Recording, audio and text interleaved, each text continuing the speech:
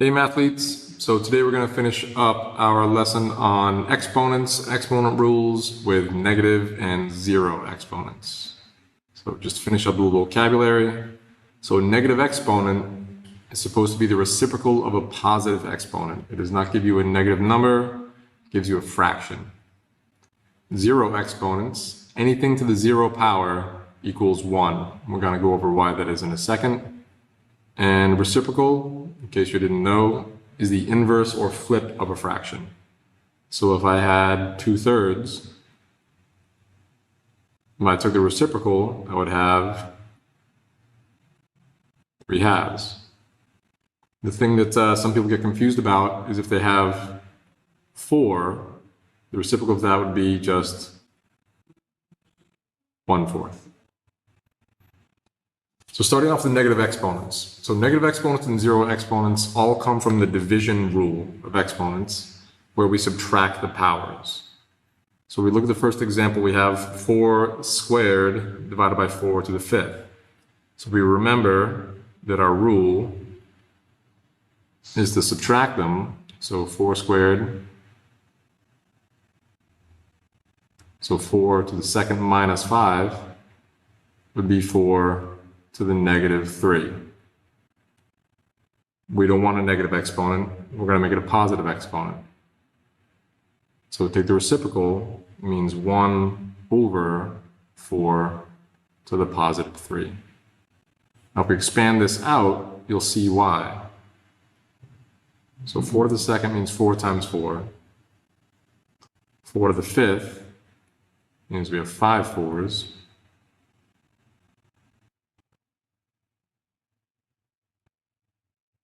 In the denominator. So as we saw before, when we cancel these out, we have no more on top. But remember, this is 1 times 1, which is 1. So 1 over 3 4s on the bottom. That's why negative exponents give you a fraction, not a negative number. So looking at 3 to the -2, all we want to do is flip it. So instead of 3 to the -2, the reciprocal of that is just going to be 1 over 3 to the second power. So by the same token, if we have 1 over 3 to the -2 in the denominator, and we flip that, it would be 3 to the second over 1, which we know is just 3 to the second. Again, it doesn't matter if it's integers or exponents or variables. So x to the -2, the reciprocal of that was 1 over x to the +2. So something like this is where we get a little confusing. You can take the 6 and the 2, and we said we can use a commutative property and just group them together. Then we don't need to move the t to the -3rd right now. We can just subtract the powers and figure out what it's going to be and move it later if we have to. So we have t to -3 minus 4. Now we know that 6 divided by 2 is 3. -3 minus 4 is -7. We don't want to write an answer with a negative exponent, so we can have 3 times 1 over t to the 7th.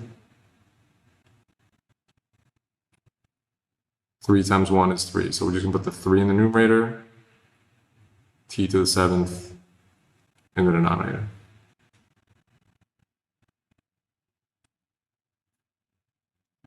Zero exponents. So people get confused about this. They say anything to the 0 power is obviously going to be 0. However, if you look at what the subtraction rule tells us, 4 r's on top divided by 4 r's on the bottom is not going to be 0.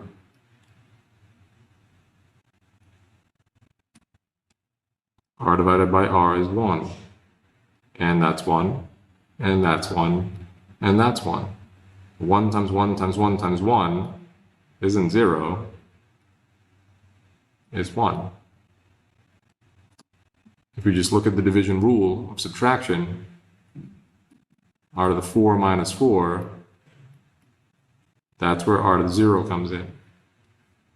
But if you look at what's actually happening, you're canceling all the r's out, you're left with 1, not 0. So d to the 0 power is 1.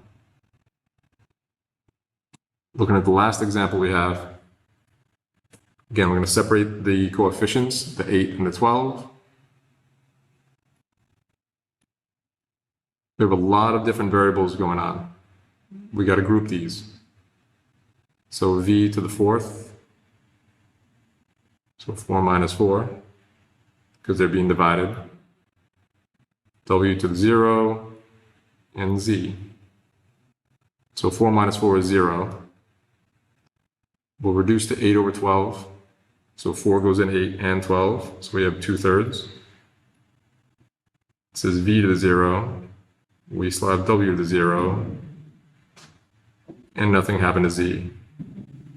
So v to the 0 and w to the 0 are both 1. So we have 2/3 times z. Remember, this is the same as z over 1. So we're just going to do 2 times z and say that's 2z, put it in the numerator. And the 3 is in the denominator. So 2z over 3. Again, mathematicians like fractions because we're lazy.